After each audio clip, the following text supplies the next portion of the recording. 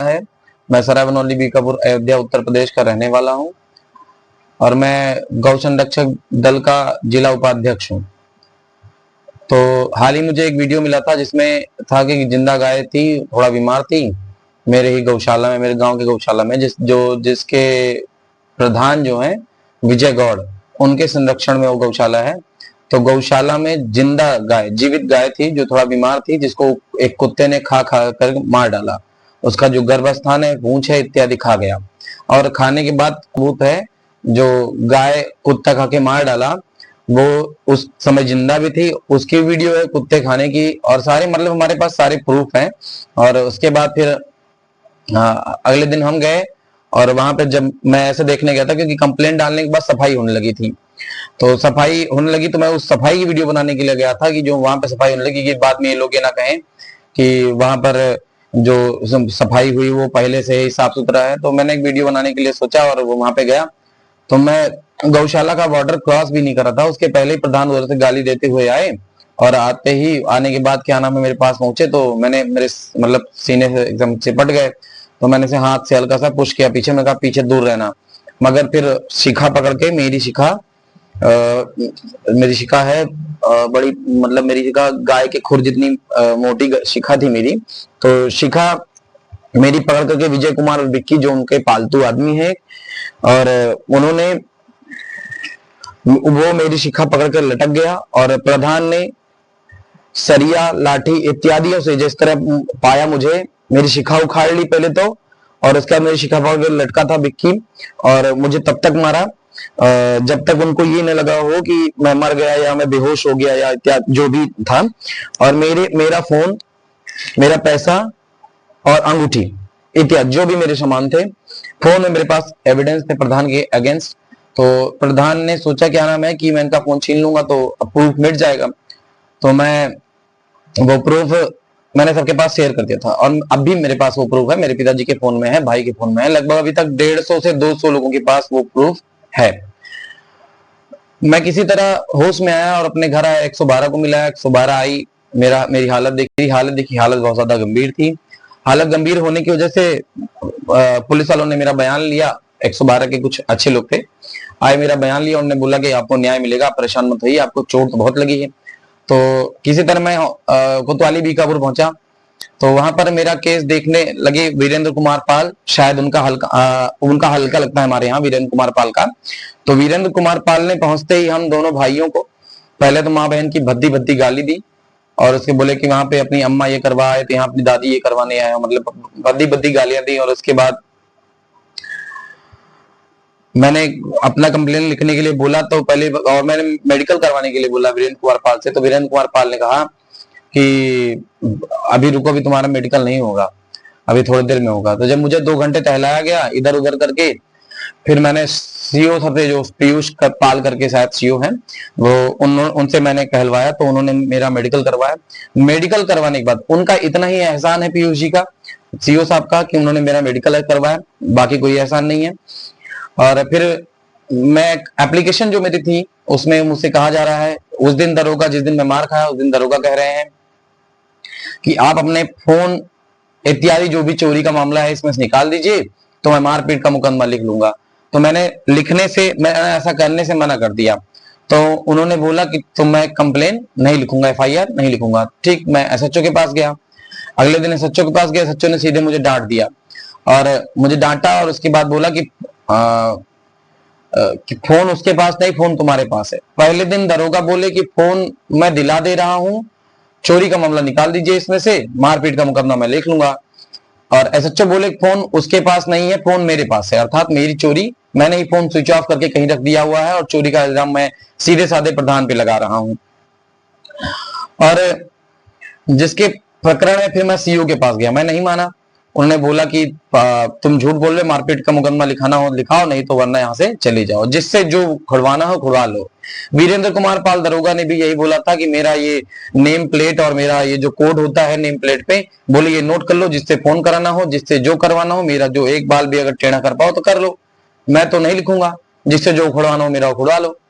मैं सीओ के पास गया, तो सीओ साहब ने तो पहले मेरी बात को सुनने के लिए जैसे ही मैंने सोचा कि मैं पूरी बात कहूंगा, तो सीओ साहब मेरी बात सुनने लगे।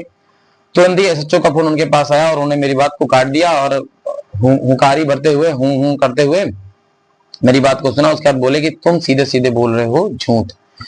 और उन्होंने बोला कि देखिए यहाँ पे 3 लोग 3 बातें। सीओ बोले कि चोरी का मामला निकाल दो और फोन की एक अलग कंप्लेन दे दो, फोन मैं ढूंढ के दे दूंगा। तो मैंने मना कर दिया। तो सीओ साहब बोले कि अगर तुम ऐसा जबरदस्ती करोगे तुम पे SC ST भी लगेगा और मैं तुरंत अभी लगाऊंगा। और उसके बाद मैं नहीं माना। उन्होंने बोला जाओ तुम तहरीर बदल दो, मैं एक मारपीट का मुकदमा लिख ले रहा हूं। तो मैं नहीं माना। उसके बाद फिर सीओ साहब बोलते हैं कि SC ST तो लगा ही दूंगा, अगर प्रधान या वो जो विजय कुमार उर्फ विक्की करके एससी हैं, अगर वो आता कहता तुमने उसकी पत्नी को राह चलते छेड़ने का प्रयास किया या रेप करने का प्रयास किया, तो तुम पे मैं रेप केस का 376 भी लगा दूंगा। तो मैं नहीं माना, थोड़ा मैं सहमा, डर गया था थोड़ा। तो फिर मैं आया SPRA सर, SSP के यहाँ आया। SSP के यहाँ मैं SSP सर से मिलना चाहता था, मगर मुझे SPRA सर से मिलवाया गया, बलवंत चौधरी जी। तो बलवंत चौधरी जी से मिलने के बाद मैंने अपना पूरा प्रकरण, वही एक इंसान है जिन्होंने मेरी पूरी बात को बहुत ध्यानपूर्वक और धैर्यपूर्वक सुना। सुनने के बाद आश्वासन दिया कि मेरे साथ न्याय अवश्य होगा। जांच करने के लिए सीओ साहब को दिया। सीओ साहब ने बुलाया मुझे, मेरा बयान लिया। बयान लेने के बाद मैं 22 तारीख को मैंने SSP ऑफिस में SPRA सर को कंप्लेंट डाली थी, ग्रामीण। और अभी तक आज 6 तारीख हो गई है, 6 तारीख तक अभी कोई न्याय नहीं मिला है मुझे। और मैं दर दर भटक रहा हूं। ये लोग कहते हैं फोन उसके पास नहीं, चोरी का सामान उसके पास नहीं, और वो जगह जगह जाके कहता है कि आप सुलह करा दीजिए और मैं जो है फोन देने के लिए इत्यादि सामान देने के लिए तैयार हूं, जिसकी भी रिकॉर्डिंग मेरे पास है। सीओ साहब ने कहा परसों सीओ साहब ने मुझे कहा, मतलब हमारे एक विश्व हिंदू परिषद के गौरक्षक दल के राष्ट्र प्रदेश अध्यक्ष जी आए थे और जिला अध्यक्ष और जिला उपाध्यक्ष जी आए थे। तो उन्होंने सीओ से बात करी। सीओ साहब ने बोला फोन पे कि जो मेरे साथ पंडित जी गए थे वो पंडित जी ही मेरे खिलाफ हो गए। तो उन पंडित जी बोले कि अगर आपको भरोसा ना हो तो आप तुरंत, मैं नंबर भेज दे रहा हूं, आप तुरंत फोन मिला के बात कर लीजिए, जिसकी रिकॉर्डिंग मेरे पास है। सीओ साहब ने कैसा कैसे क्या क्या कहा। और इसके बाद सीओ साहब के इतना कहने के बाद उन्होंने कहा कि आप नंबर भेज दीजिए, मैं बात कर ले रहा हूं। तो मैंने तुरंत ही प्रमोद पांडे करके जो पंडित जी हैं सूर्यकुंड के, उनसे मैंने तुरंत फोन करके बात किया। उन्होंने कहा कि सीओ साहब ने कहा कि पंडित जी बोल रहे थे कि मैं ही गलत हूं। तो मैंने पंडित जी से पूछा, पंडित जी बोले मैंने ऐसा कुछ नहीं कहा, सीओ साहब झूठ बोल रहे हैं, जिसकी उसके साथ की मेरे पास रिकॉर्डिंग है। और जो सीओ साहब ने बोला था कि वो ऐसा कह रहा था, तो वो भी झूठ बोल रहे हैं, सीओ साहब झूठे साबित हो गए। उन्होंने कहा था कि मैं नंबर भेज दे रहा हूं, मगर तुरंत ही सीओ साहब ने जो कहा था कि वो लड़के ने ऐसा कहा, तो मैंने उसको साबित कर दिया कि वो लड़का ऐसा नहीं कह रहा था, जिसकी उसकी भी रिकॉर्डिंग है और सीओ साहब की रिकॉर्डिंग है। मगर सीओ साहब ने कहा कि मैं नंबर भेज दे रहा हूं प्रदेश अध्यक्ष जी से, आप बात कर लीजिए। तो नंबर भेजने के बजाय सीओ साहब पहले प्रमोद पंडित को फोन करके उनसे बात करते हैं कि आपको ऐसा ऐसा कहना है ना, जिसकी बात भी मेरे पास रिकॉर्डिंग है कि उन्होंने उसको फोन किया। अगर आप सत्य होते तो नंबर दे देते, आप सत्य नहीं है, इसलिए आपने पहले प्रमोद पंडित को फोन किया। आपने प्रमोद पंडित को क्यों फोन किया? इसीलिए फोन किया ना कि वहां पे अपनी बात की, आपको ऐसा कहना है। इस बात की पूरी रिकॉर्डिंग मेरे पास है। अभी तक मैं जहां जहां गया हूं और जहां जहां मैंने न्याय के लिए अपना कदम बढ़ाया है, वहां वहां मैं जाकर के सारे मेरे पास प्रूफ है।